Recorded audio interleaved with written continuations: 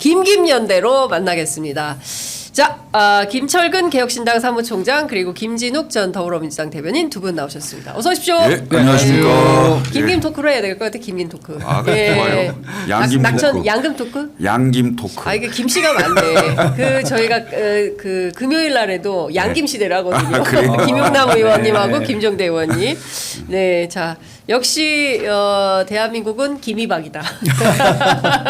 예, 김씨 김씨들이 많다라는 말씀을 좀 드리면서 자 국감 시작됐는데 첫날 공방 좀 어떻게 보셨습니까? 전반적으로 근데 오늘 신문 보니까 다 민주당 발 개혁신당 좀 분발하셔야겠어요. 어제 과방에서 이준석 의원 잘하고 잘하고 이제 알겠습니다. 네, 이준석 의원 네. 먼저 하시죠. 뭐. 네, 먼저 하시죠. 예. 개혁신당 먼저 합시다. 예. 어제 과방이 또 좀 눈여겨 봤고요. 네. 행안위도 좀 눈여겨 보고 했는데 과방위에서는 이제 그러니까 방통위원장이죠. 이진숙 증인이 그러니까 안 나오다가 동행명령장 발부한다니까 나오긴 했는데 그리고 재밌는 게 민영삼 사장, 코바코 사장이 나오셔갖고 많은 웃음을 주셨는데 전문성이 결여되고 뭐 혹시 또 뭐 대통령과 가까워서 그런 거 아니냐.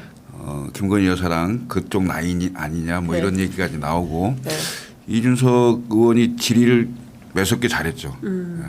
그리고 이제 그 방어하는 속에서 위원장까지 나서서 이준석 의원이 그렇게 우습게 보이냐, 국회의원이 그렇게 우습게 보이냐 뭐 이런 지적도 받고 했는데 좀 눈여겨 봤습니다. 그 두 개의 상임위. 민영삼 사장이 좀 따따부따하듯이 했나 보죠. 저하고도 아주 잘하는 사람입니다. 네. 한 30년 정도 되는 분인데 공직에 가서 더군다나 이게 국정감사에 나와서 좀 부적절한 발언을 많이 하시더라고요. 보니까 네. 좀 공직에 그 자리에 맞는 발언을 하고 그리고 본인이 전문성이 없으면 공부를 좀 많이 해갖고 나와서 답변을 좀 제대로 하셔야 되는데 답변이 좀 적절치 않은 게 많았어요. 어떻게 보셨어요, 김진욱 대변인? 저는 뭐 모든 상임위가 사실 다 재밌었었어요. 네. 그런데 어제 이제 너무 많아가지고. 너무 많아서 그 중에 이제 꼽아보라면 행안위, 그 다음에 법사위, 또 과방위 이런 건데 그 좀 전에 이제 이준석 의원 그 질의 그것도 저도 봤거든요. 그것도 보고 민영삼 코바코 사장 답변도 봤는데. 저는 이걸 보면서 그런 생각이 들더라고요. 아, 윤석열 정부에서 국무위원이든 아니면 이 그 공공기관의 장이든 어떤 사람이든 이 국회에 출석해서 답변하는 태도를 보면 그 정부가 어떤 모습으로 지금 이 대국민을 상대하는가 이런 모습을 우리가 볼 수 있는데 너무 경시하고 있다. 사실 이 국회의원이 본인들이 보시기에는 좀 우스워 보일지 몰라도 그래도 국민으로부터 선출된 사람들 아닙니까? 그렇습니다. 국민들을 대표해서 질문을 하는데 그 대표해서 질문하는 분들에 대한 답변 태도가 너무 좀 한결같다. 한결같이 무시하는 태도 또 공격적인 태도 이런 태도들을 보이다 보니까 과연 이 사람들이 뭔가 이 그 국민 앞에서 이 신성한 국회라는 곳에 나와서 뭔가 답변을 하겠다는 취지가 아니라 싸워보겠다. 그리고 내가 싸우는 모습을 잘 싸우는 모습을 누군가는 지켜보고 계실 거다. 이런 생각이 아니라면 그렇게 할 수 없다. 근데 어제 그런 모습들이 너무 많았고 특히 어제 이제 제가 이제 두 군데를 말씀드렸잖아요. 행안위하고 법사위. 행안위 같은 경우에는 그 관저 이전 공사 이거 관련돼 가지고 여러 가지 의혹들이 제기됐는데 그 중에 뭐 하나 그 깔끔하게 해명됐거나 해소되는 것들이 없었다라는 부분이 하나 있었고 거기에 급기야는 이제 동행 명령까지 발동이 됐는데 가보니까 없어. 문 닫고 어딘가 가버렸다. 튀었다. 근데 이런 부분들이 국회를 너무 우습게 하는 게 아닌가라는 생각 하나 들었고요. 그다음에 법사위에서도 이 지금 이제 그 공천 이 김 여사의 공천 개입 논란 또 명태균 씨가 지금 이제 검찰 조사를 받고 있는 이런 상황들인데 이런 여러 가지 것들이 되게 그 앞으로 다이나믹하게 전개될 것이다 하는 예고편을 본 것 같아서 영화의 예고편처럼. 네네. 예, 예. 근데 사실 지금 제가 너무 많은 얘기를 한꺼번에 해야 되다 보니까 뭐부터 해야 될지 잘 모르겠는데 그러니까요. 예. 좀 이따 하나씩 하나씩 이제 얘기를 풀어 보면 재밌을 것 같아요. 예. 말씀 주신 대로 어제 거의 모든 상임위가 국정감사를 시작을 했고요. 뭐 오늘도 마찬가지입니다. 사실 이제 국감이 오늘 모든 상임위에서 공통된 단어가 있었으니 그것은 김건희라는 이름이 등장을 했고 거기에 그 명태균 게이트라고 이제는 불러야 될 것 같은데 물론 이제 일찌감치 뉴스토마토에서 그렇게 규정을 하긴 했습니다만 지금 별의별 소리가 다 나오고 있습니다. 하나하나 이제 저희가 얘기를 해야 될 것 같은데 저는 제일 기가 막혔던 게 나 구속시키면 한 달이면 하야 탄핵인데 감당할 수 있겠어? 그럼 해보시든가 거의 이런 태도예요.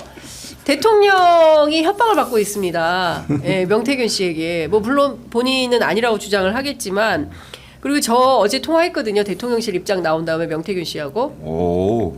아니 요새는 명태균 씨하고 통화 안 하면 기자가 아니에요. 대한민국 기자로 밥 먹고 살려면 명태균 씨하고 통화 정도는 해야 됩니다. 예, 그래야 최고의 기자. 인싸니까. 그럼요. 네. 핵인싸니까 네. 예, 통화를 해야 됩니다. 근데 저한테 그 얘기를 하더라고요. 저 100꼭지 갖고 있습니다. 그래서 꼭지라는 것은 이제 통상 아이템 하나씩. 예, 아이템이라는 네. 건데 어제 그저께죠. 주진우 기자가 왔다 갔는데 자기가 하나 선물 줬다는 거예요. 뭐 그리고 막 뭐 세평을 합니다. 아무개는 어떻고 어떤 기자는 어떻고 막 얘기를 하는데 또 제 얘기도 딴 기자한테 하겠죠. 근데 중요한 포인트는 명태균 씨가 쥔 게 많다. 나를 공격하면 정권이 바로 몰락이야. 감당 가능해? 그럼 해보든가 뭐 이런 태도예요. 자. 그걸 검사한테 묻겠다고 했다면서요. 그러니까요. 예. 네. 나 집어넣을 거야 안 넣을 안 넣을 거야 거야. 시작해서. 자신 있으면 해봐. 그런데 지금 일단 수사를 받고 있잖아요. 이제 수사를 받고 있는데 네. 제가 원래 내일 창원에 가기로 했었어요. 근데 명태균 씨한테 문자가 왔어요. 국감이다. 그래서 오늘 그 김영선 의원이 창원에 온답니다. 그래서 창원에 와서 검찰에 낼 서류나 뭐 이런 것들을 정리를 하고 그리고 나서 저 취재 편의점 인터뷰를 수요일 날 할지 말지를 결정을 하겠다고 하는데 여하튼 중요한 포인트는 명태균 씨가 검찰의 수사를 적극적으로 받고 있는 눈치는 아닙니다. 예. 왜냐하면 저는 경찰 수사도 엄청 쫄던데 예. 검찰 수사를 받고 있는 압수수색 당사자 같은 느낌이 전혀 아니에요. 예. 어떻게 보십니까? 그 명태균 씨 이런 태도에 대해서는 특히 청와대에 계셨던 경력이 있는 분들은 이렇게 대통령실과 대통령을 겁박을 해 이런 태도에 대해서 그냥 우리는 별도의 입장이 없습니다. 이러고 말 일입니까? 이해가 안 가요. 특히 어제 이제 동아일보에서 1면과 5면에다가 명태균 씨 단독 인터뷰를 이제 냈지 않습니까? 네. 그 내용이 상당히 충격적인 내용들이 사실 제가 볼 때 많았어요. 뭐 그 사저에 무시로 들었다든지 아니면 내가 누구누구를 그 총리 후보로 이렇게 여사하고 대통령을 앉혀놓고 그러니까 얘기했다든지 이런 얘기들이 이렇게 그 주요 일간지에 보도가 됐는데 이것에 대해서 대통령실에서 입장 없다고 그냥 한마디로 퉁치고 넘어갈 수 있을까? 아니 그 민주당 의원들이 국회의원들이 어떤 문제 제기 정도만 해도 뭐 괴베스의 선동 정치다 이러면서 그 대통령실의 대변인이 뭐 입에 거품 물고 반박 논평을 하지 않습니까? 네네네. 이 정도 사안이면 명태균 씨에 대해서 이렇게 조용하게 아무 일도 없다는 듯이 넘어간다라는 게 이해가 안 가요. 두 가지 중에 하나 아니까 너무 황당해서 말이 안 나오거나 아니면 너무 이걸 건들 수 없는 이 성역 같은 곳이라서 이것에 대해서 아무 말도 못 하고 있는 게 아닌가 이렇게 볼 수밖에 없는데 저는 후자 쪽에 가깝지 않을까라는 생각이 들고요. 지난 9월 23일 날 민주당의 황정화 대변인이 논평을 하는 게 있어요. 그 논평에서 뭐라고 하냐면 지난 5월달에 검찰 인사를 하는데 사실상 중앙지검을 해체하는 수준의 인사를 하지 않습니까? 그 인사를 하면서 창원지검장이 교체가 돼요. 그 창원지검장으로 정유미 검사장이 가는데. 네. 이 정유미 검사장이 누구냐 하면은 예전에 윤석열 대통령이 검찰총장 시절에 이 징계가 이제 절차가 들어갈 때 그 징계 절차를 반대했던 사람인데 네. 이 사람이 갑자기 간다. 그런데 이 명태균 씨와 관련된 이 사건, 그러니까 김영선, 명태균 이 그 정치 자금법 위반이라든지 이 부분에 대해서 작년 올 초죠. 올 1월 달에 창원 선관위가 창원지검에 고발을 합니다. 네. 그러고 나서 아무런 조치가 없어요. 그리고 5월 달에 이 정유민 검사장이 창원지검장으로 가고 그리고 나서도 또 한 5개월여 동안 아무런 조치가 없다가 4개월 동안 조치가 없다가 9월 달에 뉴스토마토 기사가 나고 여론이 공론화가 좀 되니까 그때 이제 이 강제 수사가 들어가는데 그럼 그때 이분의 역할은 무엇이었겠느냐 이게 과연 이 인사가 우연한 인사냐 이런 그 문제 제기를 황정화 대변인이 지난 9월 23일 날 네. 하시더라고요. 네. 제가 그걸 보면서 이게 그 개연성이 정말 없는 문제 제기일까 아니면 충분히 그런 의혹을 살만한 부분일까 이제 보는데 제가 아까 그 법사위 국감을 좀 주목해 본다고 했는데 이 명태균 씨가 어느 정도까지 검찰 조사를 받을 수 있을 것인가 네. 그리고 거기에서 명태균 씨가 또 얘기한 거 있잖아요. 해봐 자신 있으면. 그래서 검사들이 과연 어디까지 명태균 씨에 대해서 네. 수사를 해볼 수 있을 것인가. 이분이 지금 뭐 휴대폰도 굉장히 여러 개 있고 뭐 6대를 압수했다는 거죠? 가져간 것만 6개고 그 외에 6개월에 한 번씩 휴대전화를 계속 바꾸면서 다른 것들을 다른 장소에 잘 보관했다는 뉘앙스를 풍기고 있어요. 그러니까 다른 별도의 폰을 어딘가에 보관 중인데 칠불산은 아니겠지? 매화나무 밑에 아닌 것 같고. 매화나무 뽑아버렸다는데. 어쨌든 지금 이분이 갖고 있는 모든 자료들을 네. 검찰이 낱낱이 살펴볼 수 있을까 하는 부분에 대해서 저는 좀 그 주목해서 봐야 된다. 근데 사실 지금 말씀하신 그 내용이 검찰 제가 취재했을 때 검사들이 해준 얘기예요. 황정화 대변인 한 얘기가 검사들이 해준 얘기. 그럴 개연성이 충분히 있다고 보죠. 왜냐하면 이미 사건이 선관위로부터 검찰에 고발됐을 때부터 뭔가 검찰 수사의 핵심은 마사지거든요. 마사지 할 수 있는 예. 이른바 대통령실이나 또는 대통령 부부의 의중에 맞게 뭔가 정리할 수 있는 그런 인사인지 의심을 충분히 할 수 있다고 보여지고요. 그다음에 명태균 씨가 요새 지금 언론사하고 인터뷰하고 뭐 직접 본인 목소리로 방송에 나가고 막 이러던데 보니까 네.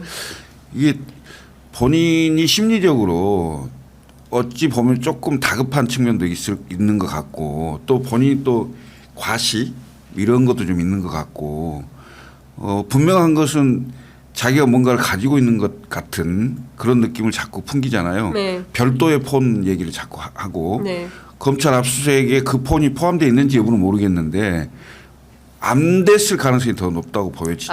그 폰은 검찰 압수수색에 선을 피해 갔을 거다. 그랬을 수도 있죠. 안 내놨을 거다 검찰에. 별도로 가져갈 수 있는 거 가져가라 하고 가지고 내줬을 거고 네. 거기에 포함 안 돼 있는 네. 뭔가를 갖고 있는 저수지. 백곡지 얘기했던 백곡지 저수지. 예. 뭐 그럴 개연성이 충분히 있다. 지금 하는 태도로 봐서. 네. 그리고 지금 해봐 이렇게 하는 게 어찌 보면 좀 본인이 불안한 것도 있고 어찌 보면 또 반대로 표현하면 자신감의 표현일 수도 있고 뭐 이런 거겠죠. 그런데 저는 상당 부분이 있을 수 있다고 보여져요. 네. 있을 수 있다. 자, 근데 이분이 이런 얘기를 합니다. 동아일보 인터뷰에서 내가 그 가족들 앉혀놓고, 그러니까 그 최재형 전 그 감사원장 임명 건의를 했다고 얘기를 하면서 이대로 안 하면 정권 후에 다 잡혀간다. 김건희 여사 그 윤석열 대통령 그리고 인수위 참여 결정권자가 제안했다라고 얘기했는데 어제 채널A에서는 김건희 여사가 오라고 했다라고 실명을 거론했어요. 그러니까 사실상 김건희 여사를 지목하고 있는 겁니다. 그러면 제가 보기에는 이 정도 됐으면 대통령실에서 어떤 입장이 나오던가 김건희 여사 지금 뭐 동남아 순방 중이긴 한데 저는 최근에 대통령실 사진 준비가 됐나요? 처음 봤어요. 김건희 여사가 대통령 뒤에 이렇게 가려져 있는 사진을 한 번도 낸 적이 없는데 대통령실이 그 김건희 여사가 이렇게 뒤로 가려져 있는 사진을 처음으로 냈습니다. 그러니까 중요한 포인트는 상황이 불리해지면 숨는다. 네, 상황이 불리해지면 숨고 상황이 조금 나아지면은 이제 나타나고 이런 건데 큰 틀에서 보면 김건희 여사를 직격하고 당신하고 나하고 주고받은 조 사진 보시면요. 저런 사진 별로 없잖아요. 처음인 것 같아요. 예, 저 사진 저런 사진 보신 적 있습니까? 김 여사 화나겠는데. 화났어. 김건희 여사 화날 일이에요? 화내죠. 왜 내 얼굴 안 되나? 이제까지 대통령실이 네. 이렇게 언론에 공개했던 사진 중에 아주 이례적인 사진이다. 그렇죠. 이렇게 평가할 수 있을 것 같아요. 예. 처음 봤어요. 네, 처음 봤어요. 저런 사진 처음 봤어요. 굉장히 계산적인 사진이죠. 네, 계산적인 사진이다. 어떤 계산이 깔려 있는 건가요? 아니, 딱 숨는 거예요? 지금 국정감사의 키워드 핵심 키워드 하나가 김건희인데 모든 상임위에 다 김건희를 거론하고 있는 상황인데 맞습니다. 지금 외국 순방 중에 김건희 여사의 얼굴이 예를 들면 환하게 나온다든가 이런 걸 보면 국민들이 어떻게 생각하겠어요? 제정신인가 이렇게 생각할 거 아니겠어요? 네. 그나마 저 상당히 생각하고 계산해서 가려진 사진이다라고 보여져요.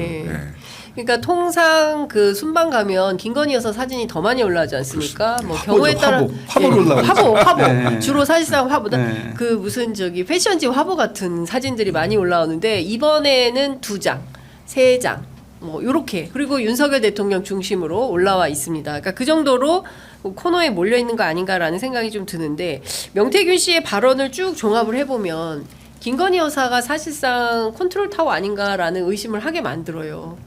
그러니까 V1, V2, 그다음에 V0 그 얘기 왜 나오겠냐고요. 그다음에 대통령 비서실 공유했을 거라니까요. 제 말씀 계속 드리잖아요. 네네네. 제2부속실이 있으면 이른바 제1부속실, 제2부속실이 이제 구별이 되고 인사와 예산이 딱 확정이 돼서 투명하게 정리가 되잖아요. 그리고 그게 넘나드는 게 보여진다는 거죠. 근데 그게 없기 때문에 그냥 대통령 비서실 공유하는 개념이 되는 거예요. 그럼 훨씬 더 권한과 권력을 안 보이는 곳에서 마음껏 쓰는 상황이 생길 수 있는 여지가 있는 거죠. 그렇지 않겠어요? 그러니까요. 그렇게 쓰고 책임을 전혀 물을 수 없는 구조가 되는 거죠. 그렇죠. 지금 이번에도 뭐 감사원에서 명품백 그 수수 부분도 받은 건 인정을 했잖아요. 뭐 인정 안 할 수 없으니까 했는데 그거에 대해서 어떻게 해석하고 처분 내릴 것인가 보면 이걸 적용할 법규가 없다.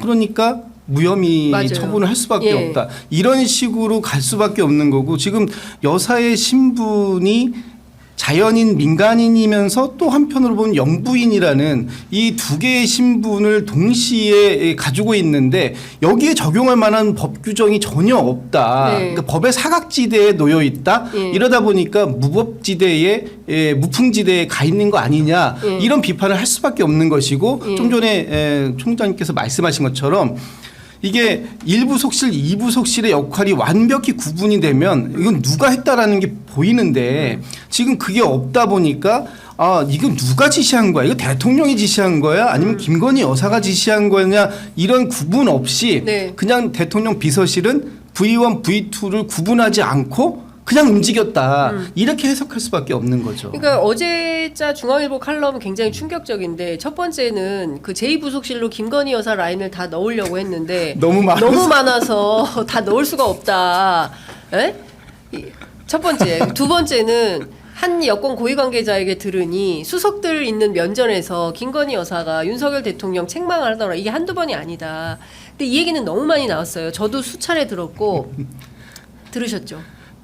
빨리 말씀하세요. 들었잖아. 많이 듣고 있어요, 저희들이. 근데 이렇다면, 근데 수석들 면전에서 그러면 회의 아니에요? 공식적인 회의라고 봐야 되는 거 아니에요? 무슨 사석은 그러니까 아닐 거 그게 아닙니까? 대통령실 비서실 대통령실의 네. 어떤 회의실이었는지 아니면 관저에서 뭐 주말이나 이런 때 뭐 오만찬 할 수 있잖아요. 수석들 언제든지 상시적으로 불러서 같이 뭐 밥 먹고 차 마시면서 국정에 대해서 논의할 수 있어요. 그런데 이게 공식적인 자리냐 비공식적인 자리냐, 대통령은 공식 비공식이 없는 분 아니에요. 그렇죠. 24시간. 모든 게 공식인 겁니다. 네. 그러면 관저에서 국정을 논의하는 자리에 여사가 참석했다라는 것도 부적절한 거죠. 그런데 그 참석해서 거기에서 본인의 생각을 대통령께 제시하고 네. 또 수석들이 앉아 있는데 대통령을 타박하고 그거 아니야. 왜 그렇게 생각하세요? 라고 얘기했다면 이게 국정 개입인 거잖아요. 그렇죠. 그러니까 지금 국정을 논의하는 사람들의 이 테이블에 무자격자가 앉아 있는 셈인 거예요. 야. 그렇게 봐야 되는 거 아닙니까? 아니 근데 앞서 이제 박관천 경정 오셨는데 청와대는 관저하고 본관이 멀기도 하고 그리고 본관은 이제 집무실 개념이기 때문에 무슨 영부인이 왔다 갔다 상상을 못 한다는 거예요. 근데 여기 용산은 앞서 말씀하신 대로 사무실을 같이 쓴 건지 뭔지 모르겠지만 무시로 드나드는 느낌을 받아요. 그럴 거예요. 같은 건물 안에 있잖아요. 제가 대통령실 가봤을 때는 5층이었었는데 네. 아마 지금은 2층으로 대통령실이 내려오고 아마 5층을 여사가 쓰지 않을까 싶은데 네. 아마 뭐 정확치는 않습니다만은 예. 그 이후로는 안 가봤기 때문에 예. 아마 같은 건물 내에 있고 예. 같이 활동을 거의 한다고 보면 그럴 가능성이 높죠. 높다고 보여지죠. 네. 더군다나 예. 이러지 않겠어요. 사람이 누구나 다 비슷할 건데 어느 비서관실이든 비서관이 뭔가를 추진하려고 해요. 근데 보고를 했어. 네. 예? 근데 내가 보기에는 여사한테도 보고를 할 거라고 봐요. 투트랙이에요? 예. 근데 여사한테 선보고 하는 거 아닐까요? 제가 보기에는 결국은 추진력이 강한 쪽으로 힘쏠림이 생기는 거예요. 왜? 뭔가를 일을 해야 될 거 아니에요. 예? 그런 상황이 생기지 않았을까. 나는 예측컨대 예. 실제로 많이 개입돼 있을 거라고 봐요. 국정 개입. 그다음에 국정 뭐 개입을 하고 있을 거다. 아까 그 말씀하셨잖아. 무슨 법적 규정이 없다고. 예. 예, 영부인에 관한데 물론 법적 규정은 없습니다. 근데 윤석열 대통령이 박근혜 대통령 국정농단 사건 때 만들어 놓은 게 있어요. 최순실과 박근혜는 경제 공동체라고.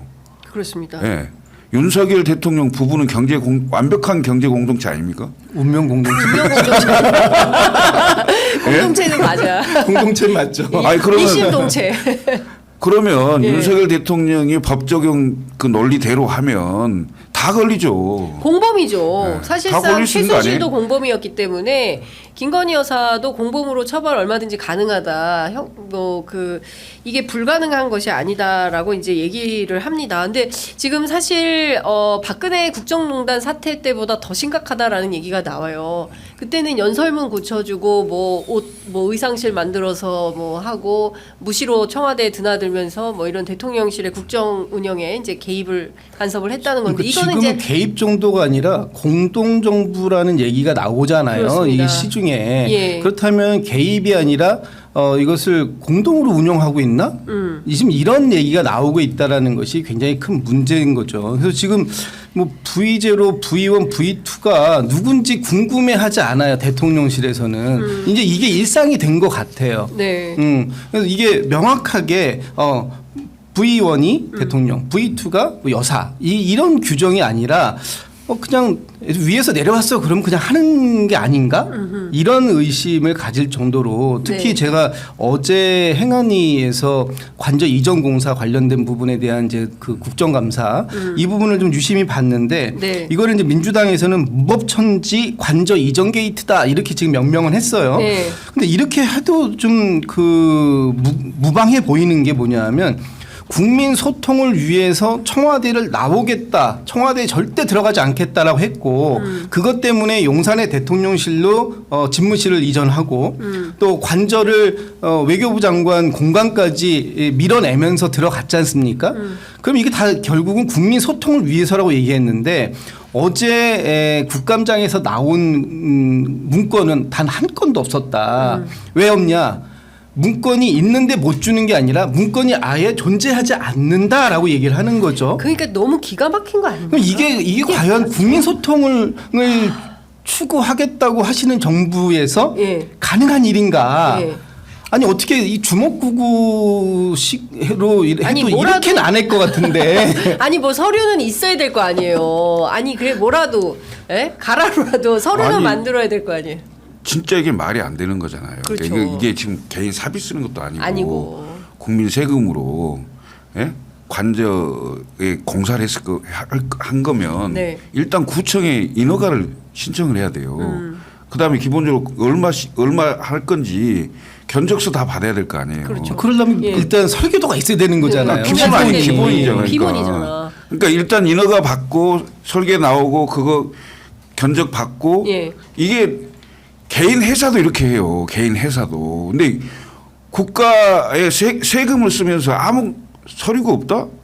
이거 가만 두면 안 되죠, 이런 아니 걸. 근데 그 담당 공무원이 얼마나 기가 막혔으면 아까 이제 저희 이제 프로그램에 그 국회 행안위원장 오셨는데 그 담당 공무원이 이거 이러다가 내가 독박 쓰겠다, 덤터기 쓰겠다, 큰일 났다 하니까 대통령실과 같이 연대해서 당신들도 사인해. 그 공동 사인을 해놓고 이건 내가 책임질 일이 아니기 때문에 내가 국감 나가서 설명할 이유가 없다. 이거는 대통령실 차원에서 책임을 져야 되는 일이다. 이렇게 버티고 있다는 거예요.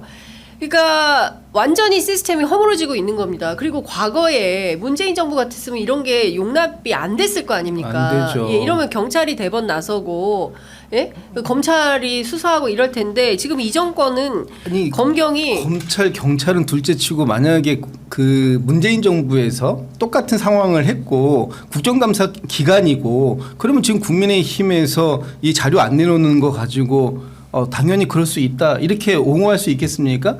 아마도 지금 모르긴 몰라도 용산 아니 그 당시 청와대 앞에 가서 의원들이 자료 내놓으라고 피켓팅하고 그러지 않겠어요?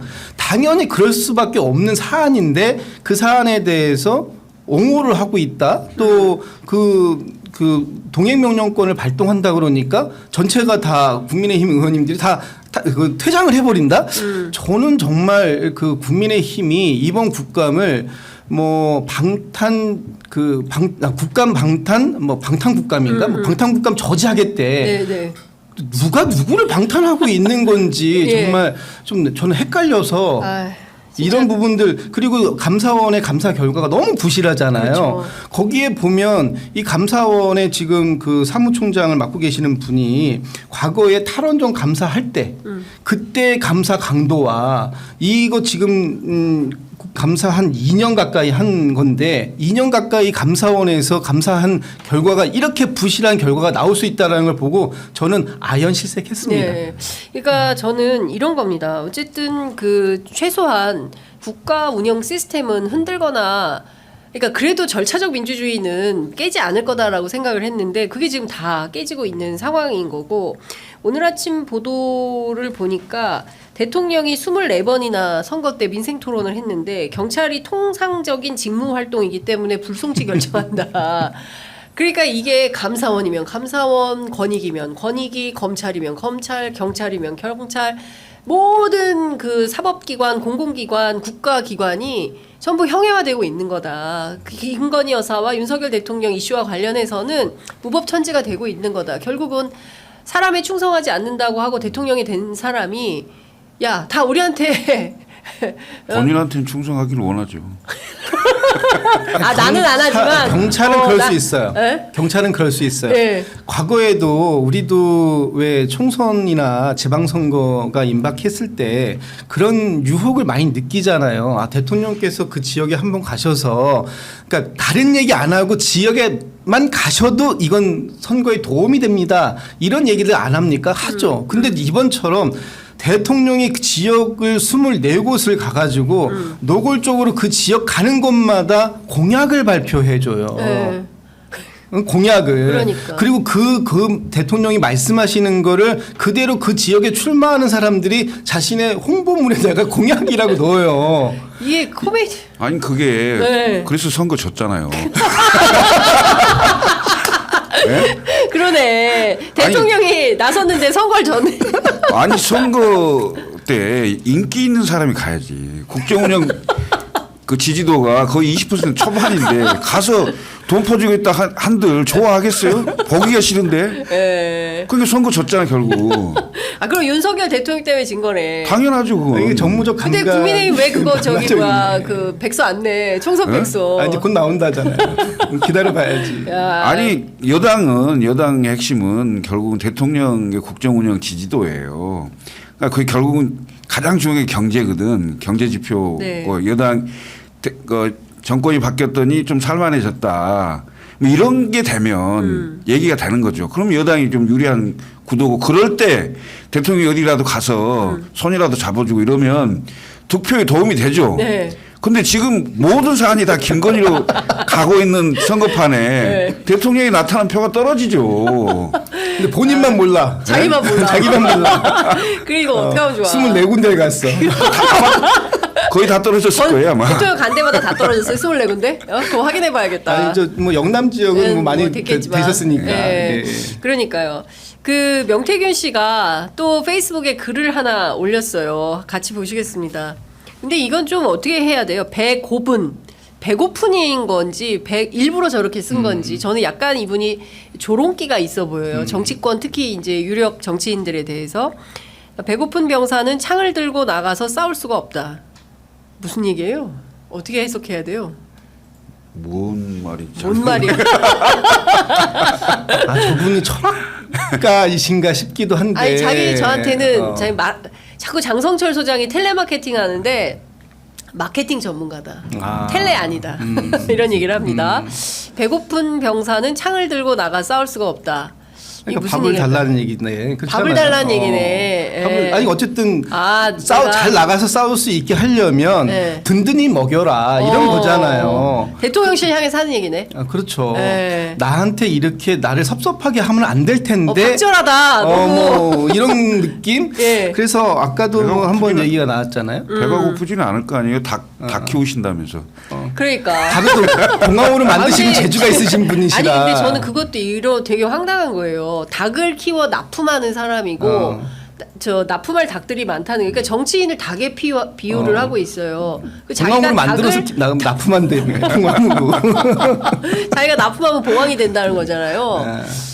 그러니까 이런 조롱을 어떻게 봐야 됩니까? 뭐 김종인 위원장은 자기한테 아버지 같은 사람이고 뭐 이준석 대표나 오세훈 시장은 자기가 어떻게 해서 시장되고 대표됐는지 그거 알지도 못하는 사람이고. 그러니까 전 진짜 아까도 별 얘기를 다 합니다. 말씀드렸습니다만 저런 얘기가 나오는데 대통령실이 침묵을 지키고 있다? 이건 정말 이해가 안 가는 부분이에요. 그리고 오늘 아침에 그 경향신문 보도를 보면 본인한테 대통령실의 공직기강 비서관실에서 왔다는 거잖아요. 그래서 이 사람이 제가 지난주에 말씀드렸어요. 어떤 상황들이 이렇게 지역에서 누군가 대통령 일가를 팔고 다니면 분명히 공직기강에 간다. 가서 확인하고 그 경고 뭐 약한 경우에는 경고를 주고 센 경우에는 그거를 경찰에 이관시켜서 반드시 의법 조치를 한다. 제가 지난주에 이렇게 말씀드렸는데 네네네. 오늘 나온 거 보면 공직기강이 오기는 왔어요. 왔는데 이분이 그 하시는 말씀이 이렇게 대선 때 역할을 많이 하신 분인지 몰랐다. 그러니까 앞으로 계속 팔고 다녀라. 대통령을 팔고 다니라고 공직기강이 그거를 얘기를 해. 그 무슨 007 면허 주듯이 면허를 줬다라는 거 아니야. 야 대통령 팔고 다녀도 된다고 면허를 준 거잖아요. 공직기강. 나 무슨 이 기사 내용을 보고 제가 진짜 또 한 번 깜짝 놀랐어요. 근데 그래서. 실제 그 직원이 가긴 갔나? 그러니까 아니, 저는 이게 본인 주장인데. 명태균의 본인. 주장인데 그러면 이런 게 나왔으면 대통령실이 확인해야 될 거 아니야. 확인해서 입장을 내야 될 거 아니에요. 우린 보낸 적이 없다든지 아니면 보내서 얘기한 거 우리는 당신 앞으로 한 번 더 이렇게 대통령 가족을 팔면 정말로 큰일 날 수 있다라고 경고를 줬다든지 이렇게 했는데 이 사람이 지금 정반대의 얘기를 한다. 이렇게 뭔가 해명이 나와야 되는데 해명이 없다? 그러니까요. 저는 그게 또 너무 희한하다. 기가 막힌 거예요. 지금 대통령실의 상황은 사실 저희가 김대남 녹취록을 통해서 지금 대강의 상황은 알 수 있는데 그러니까 전부 본인들이 뭐 그 기회 잡아서 한몫 잡아서 공공기관장 실제로 그 44명의 퇴직자 가운데 싹 다 금융권 또는 또 뭐 공공기관에 전부 재취업을 했다는 거지 않습니까? 그러니까 대통령실에서 국정 운영이나 이런 부분에 대해서는 관심 있게 국민들의 삶을 살피는 데는 이분들이 관심이 없다. 예? 자기들의 어떤 입신양명에만 관심이 있는 거 아니에요. 그러니까 이제 이 명태균 씨 같은 사람 찾아가서 면허권 주고 뭐 이런 방식으로 하고 있는 좀 부끄러울 것 같아요. 보수 정치인들이 정말 좀 부끄러울 것 같아요. 이게 오늘의 현실이라면. 품격의 문제잖아요. 네. 품격. 근데 정말 그 명태균 씨가 이제 본인 주장이기 때문에 뭐라고 사실관계가 정확히 확인되지가 않잖아요. 그러니까 이런 확인들은 결국은 그 당사자가 확인해 줄 수밖에 없는 건데 핵심은 대통령실이잖아요. 지금 대통령 부부하고 뭔가를 다 이렇게 했다고 본인이 주장하고 있는데 정작 대통령실은 아무 얘기가 없어요. 예?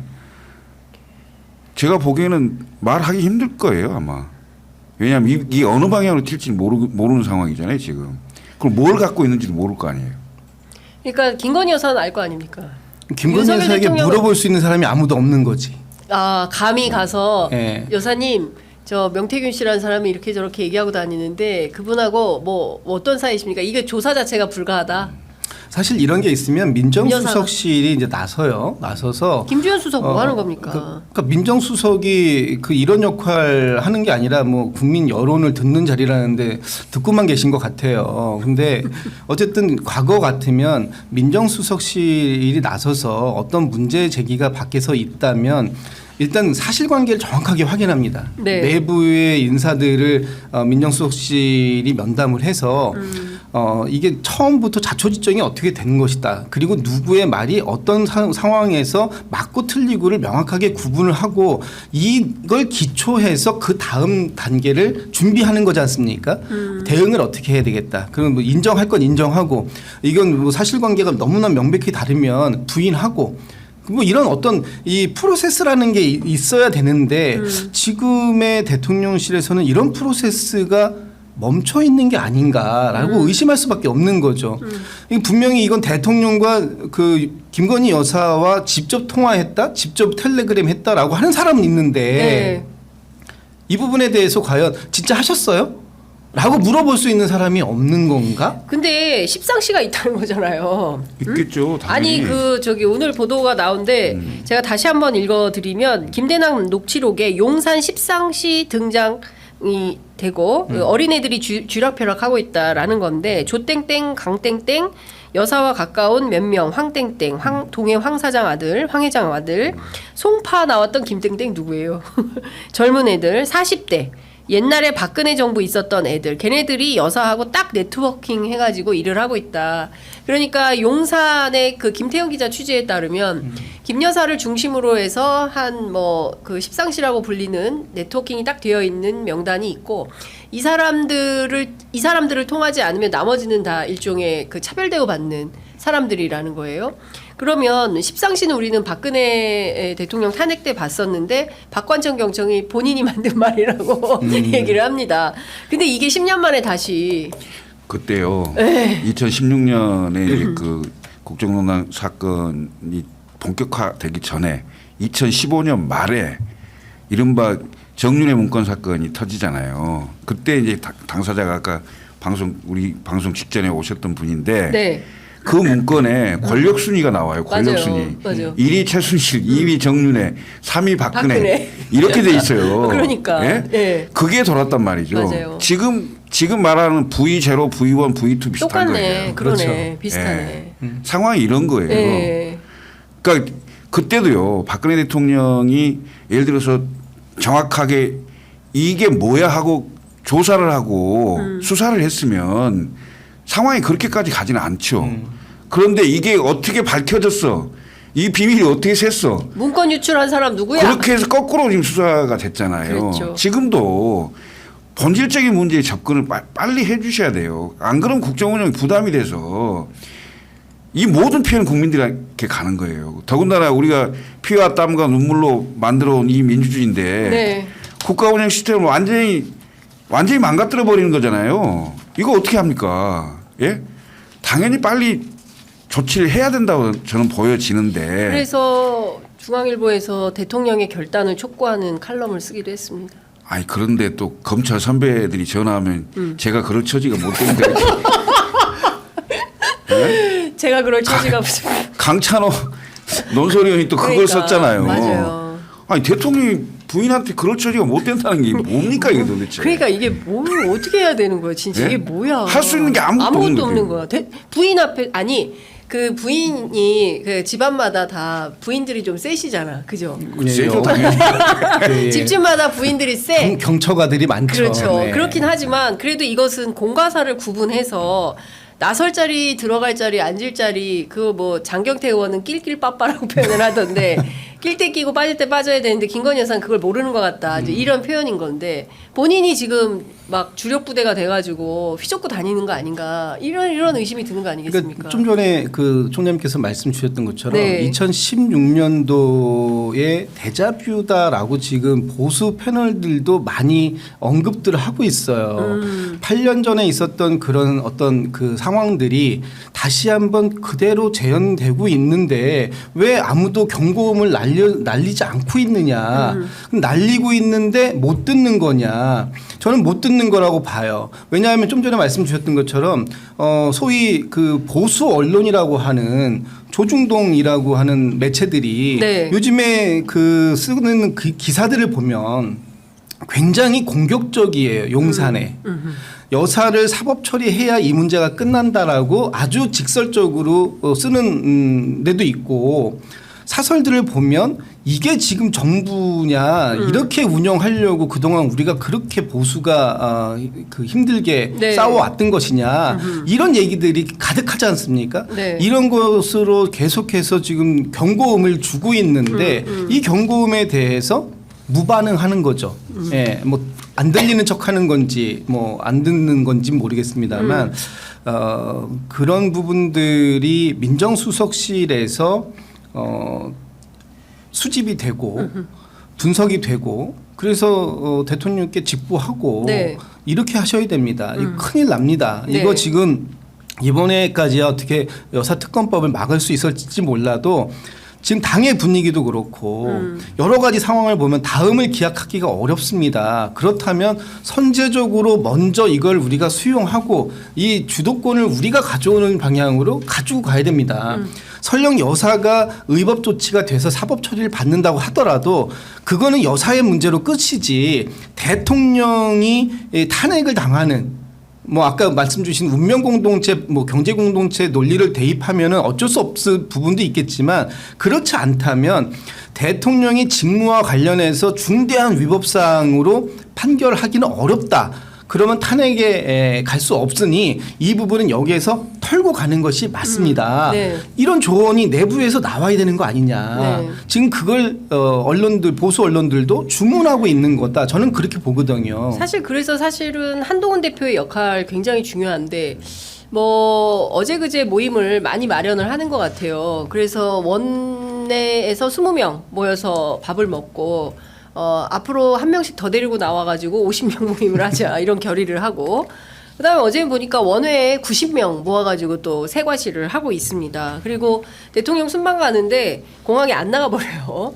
이런 것도 저는 처음 봤습니다. 여당 대표가 대통령 순방길에 마중을 안 나간다 이것도 처음 보고 그리고 제일 화가 난 대목은 김대남 문제인 것 같습니다. 이거 그냥 넘어가지 않겠다라는 거고 그리고 선택을 해야 된다면 나는 민심을 따르겠다라고 선언을 했어요. 자, 한동훈 대표 지금부터 용산을 향해서 칼을 빼들어 세게 진격하겠습니까? 어떻게 보세요? 그 말을 어떻게 믿어요? 아니 자기 제3자 특검 하겠다고 네. 맞아요. 그렇게 공식적으로 국민들하고 약속을 했는데 그것도 못하고 그다음에 재의결 넘어왔을 때 표결은 당론 정해갖고 다 반대하는 걸로 해놓고 이제 와서 무슨 뭐 민심을 따르겠다는 게 뭔 소리입니까 그게? 봉창이에요? 뭔 소리 하는 거냐고. 뭔 제가 봤을 때는 뭔 소리요? 기본적으로 한동훈 대표가 가지고 있는 그 뭐랄까 정치력이랄까 뭐 이런 게 동네 꼬마들 수준의 얘기예요 지금. 예? 이렇게 하면 안 되거든요. 네. 그 무슨 뭐 의원들 20명하고 밥 먹었다고 자기가 세력이 좀 있는 것처럼 보인다. 그다음에 원외 90명 뭐 같이 밥 먹고 했다. 이게 얘들 장난처럼 보이는 거지. 이게 정치라고 생각하시면 큰 오산입니다. 당대표가 밥 먹자는데 시간이 허락되면 50명, 100명의 의원들이 다 와야 맞는 거죠. 그건 형식적인 건데 그걸 왜 못하겠어요. 그 형식적인 것마저도 겨우 하는 게 20명인데 그 20명 밥 먹었다고 앞으로 한동훈 대표 말 따라서 뭐 행동해 줄 것 같아요? 천만의 말씀입니다. 한동훈 대표의 유일한 무기는 민심에 부합되는 메시지를 내고 그 약속을 지키는 거예요. 네. 대통령실 눈치 보지 마시고 근데 하는 게 계속 대통령실 눈치 보고 김 여사 얘기는 못하고 아무것도 하는 게 없잖아요. 그러면서 기존에 윤석열 대통령이 쳐놓은 울타리 안에서 조금 떼서 이건 내 땅이야 이러고 있는 거 아니야. 여긴 내 땅이야. 네? 근데 그게 되냐고요. 저는 이게 안 된다고 보고 특히 10월 16일 재보선 지금 하고 있는데 네. 이 재보선의 그 상황이 별로 좋지가 않아요. 국민의힘에. 예. 네. 왜냐하면 제가 들어본 그 지역의 민심을 보면 국민의힘 쉽지 않아요. 아 그래요? 예. 상황이 좀 굉장히 안 좋다고 보여지는데 왜냐하면 대통령 전패 가능성이 있어요? 대통령의 국정운영 지지도가 워낙 낮잖아요. 네. 20% 초반대에 있고 그다음에 한동훈 대표가 그렇다고 해서 따르게 무슨 정치력이 좀 있어서 이걸 돌파해 갈 수 있을 것처럼 보여지지가 않아요.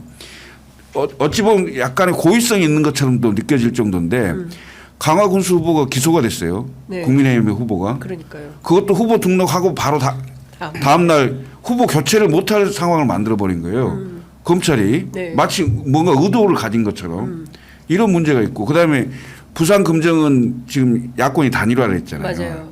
단일화한 상태이기 때문에 그 지난 총선 때도 사실은 마지막 2, 3일에 100석은 만들어줘야 되는 거 아니냐는 그 부울경의 바람이 상당히 많이 세게 불어서 실제로 민주당이 다섯에서 한 7석 정도는 가능하다는 평가였거든요. 네. 근데 결국 한 석 말고 나머지 다 내주는 상황이 생겼잖아요. 그때하고는 상황이 다른 거예요. 그때는 전국 선거였던 거고 이거 한 번 더 혼내줘야 된다 이런 생각을 갖는 분들이 많단 말이죠. 그렇죠. 지금. 예. 그러면 이 결과를 책임지고 물러나야 돼요? 강서구청장 선거 한석 패배해갖고 김기현 대표 물러났어요. 물론 총선 직전이긴 하지만 여당 대표가 힘을 갖는 건 선거에 이기는 겁니다. 맞습니다. 다른 거 없어요. 박근혜 대표 시절에 이명박 대통령이었어요. 박근혜 대표 미웠겠죠. 자기랑 경쟁도 했고 당을 장악하고 딱 앉아 있으니 그런데도 어떻게 할 수가 없는 거예요. 왜? 선거의 여왕이었기 때문에. 네. 선거 재보선이든 뭐든 나가면 무조건 3주 연속 얘기하고 있어요. 선거의 여왕 박근혜. 이겼기 때문에 네. 그게 정치 생명이 있었던 거죠. 지금 한동훈 대표는 그게 안 보이는 거예요. 한동훈 대표 약간 조폭들 똘마니 모으듯이 그렇게 하는 거예요? 그거 전혀 안 돼요. 말 안 듣는다고. 그걸로는 똘마니들도 말 안 들어? 아니 말을 들을 수가 있어요. 네. 왜냐하면 자기도 같이 정치 생명이 날아갈 수도 있는데 네. 거기 그러니까, 줄 섰다가. 네. 실제로 어제 그 임미애 의원 오셨는데 국민의힘 의원들한테 물어봤더니 저게 뭐냐 뭐 108명이 국회의원인데 20명 꼴랑 모아가지고 저걸로 세 가지 한다고 되겠냐. 그럼 전체 108명을 대상으로 정치를 해야지. 그럼 20명만 데리고 하든가. 뭐 이제 이런 얘기를 한다는 겁니다. 그래서 지금 제가 듣기로는 또 뭐 이건 뭐 그냥 그 지금 여권에서 풍문으로 나오는 얘기들이에요. 네. 뭐 실체가 있는 건 아닌데 김옥균 프로젝트가 재가동되고 있다. 오. 그러니까 그 지난 전당대회가 끝날 때쯤 돼서 김옥균 프로젝트라는 말이 그렇습니다. 한동안 한참 유행했잖아요. 예, 그래서 예. 3일 천하로 끝날 것이다. 네. 라고 했는데 이제 그게 다시 수면 아래로 내려갔다가 요즘에 다시 올라오면서 이게 그때 3일 천하를 얘기한 게 아니라 3개월 천하를 얘기한 거다. 이런 식으로 지금 얘기가 나와요. 그러니까 왜냐하면 그럼 대통령이 일단 기본적으로 윤한 갈등이 워낙 심각하다는 건 이제 뭐 이건 뭐 소문이 아닌 거죠. 윤한 갈등이 심각하고 대통령과 이 한동훈 대표가 서로 마주 앉는 거, 눈빛을 교환하는 거 자체도 이제 싫어하는 단계에 그러니까. 가 있는 거 아니냐. 엊그저께 시사저널인가요? 거기에서 지난번 대통령이 참석하는 언론사 행사에 한동훈 대표가 30분 전에 불참을 통보한 걸 가지고 한동훈 대표가 긴급하게 의료계 인사를 만나러 간 것이다라고 얘기가 나왔었는데 나중에 알고 보니까 대통령실에서 아니 한동훈 대표 자리 내 옆자리 말고 저쪽으로 3번 옮겨 테이블로 가. 이렇게 그 자리를 옮기게 했고 그 얘기를 전해들은 한동훈 대표가 기분 나빠서 나 안 가. 이랬다고 하는데 그걸 또 당에서 관계자들이 확인을 해줬더라고요. 그러니까. 맞다. 그러니까 이런 관계이다 보니까 당연히 뭐 또 부산 일정을 핑계로 전 핑계라고 봅니다. 왜냐하면 한동훈 대표가 부산 가서 이렇게 얘기하거든요. 제가 당직자들이 당일치기로 가자고 했는데 제가 그러면 안 된다고 했다.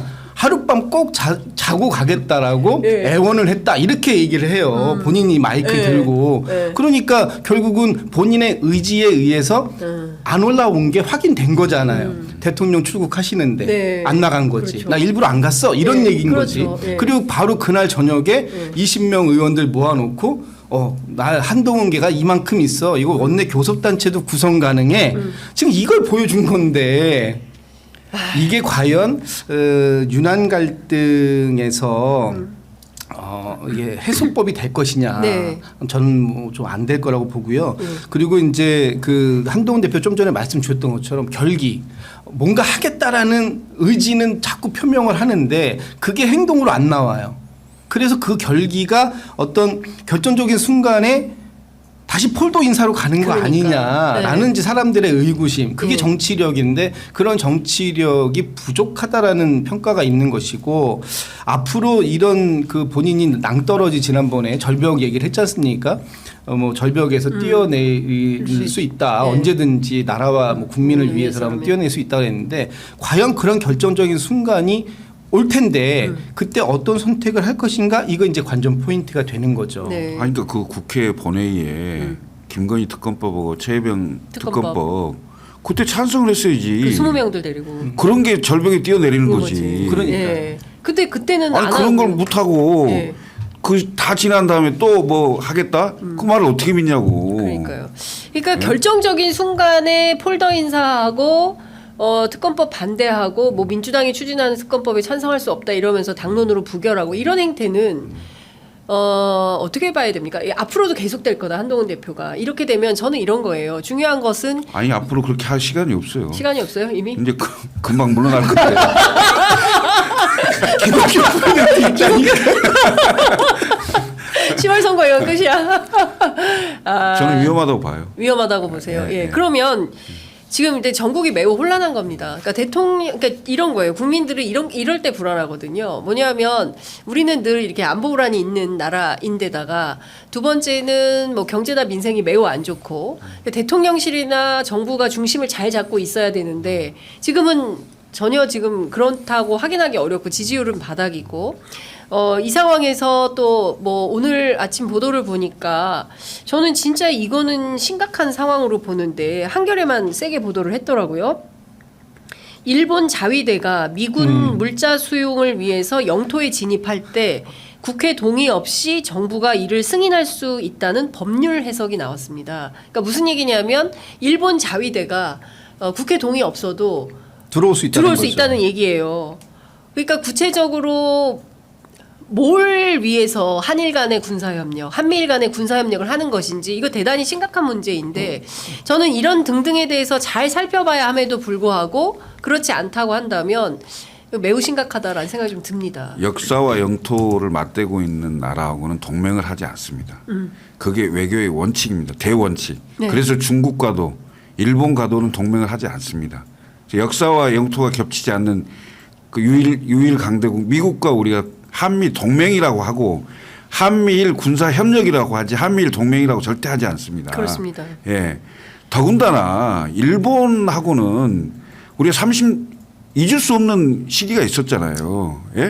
그런 역사를 갖고 있는데 일본이 항상 호시탐탐 노리는 방법은 뭐냐면 군대를 한반도에 마음대로 들어올 수 있도록 하는 그것만 엄청나게 연구하신 분들이에요. 근데 그걸 허락을 한다고요? 저기 요번에 제정신인가요, 정말? 그러니까. 그 이시바 총리가 이제 당선이 됐잖아요. 그래서 네. 이제 총리의 역할을 하고 계시고 지금 아마 뭐 요번 주 중에 그 라오스인가요? 거기에서 이시바 총리하고 윤 대통령하고 정상회담을 뭐 할 것으로 전망이 되는데 이시바 총리가 어떤 분이냐면은 역사 인식에 대해서는 좀 유연한 부분이 있습니다. 맞아요. 역사 인식에 대해서는 그러나 군대와 관련돼서는 굉장히 매파예요. 굉장히 강성입니다. 네. 특히 이시바 총리는 일본의 자위대를 일반 군대로 돌려야 된다라는 그런 생각을 갖고 있는 사람이에요.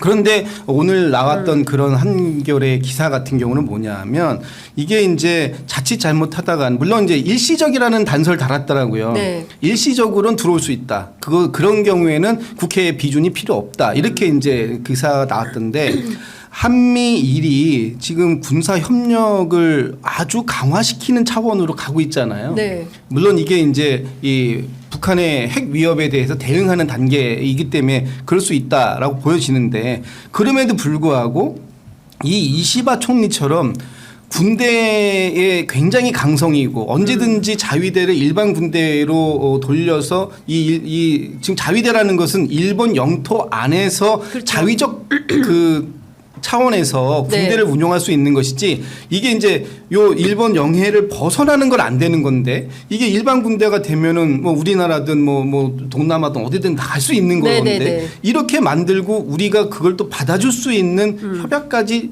체결이 된다. 지난번에 한미일이 그 국방부 장관들이 MOU를 하나 맺은 게 있는데 그 MOU를 국회에 공개하지 않았거든요. 내용을. 그래서 그때 그 MOU 내용이 뭐냐 도대체 MOU를 맺었다라는 건 비준에 준하지 않더라도 내용은 국회에 보고해야 되는 거 아니냐라고 민주당의 김병주 의원이 얘기를 했음에도 불구하고 공개를 안 하더라고요. 네. 그런데 그런 내용 안에 혹시라도 이런 관련된 내용이 있는 게 아닌가 의심해 볼 수 있는 거죠. 그렇죠. 하여간 지금 너무 그 전국이 혼란합니다. 그럴 때일수록 여러분 취재 편집점을 보시면서 예, 정세 파악을 분명하고 바르고 확실하게 하셔야 된다고 생각하고요. 그런 차원에서 구독, 좋아요, 알림 설정 오랜만에 제가 요청드립니다. 하여간 저희가 뭐 그 순간순간 속보부터 시작을 해서 다양한 정치 현안들 말끔하게 잘 정리해서 또 보도하도록 하겠습니다. 아이고 9분이나 더 모셨네. 좀 늦게 시작했어요. 그랬어요? 우리는 1시간 딱 맞췄어요. 예, 두 분 말씀 잘 들었습니다. 네. 고맙습니다. 네, 감사합니다.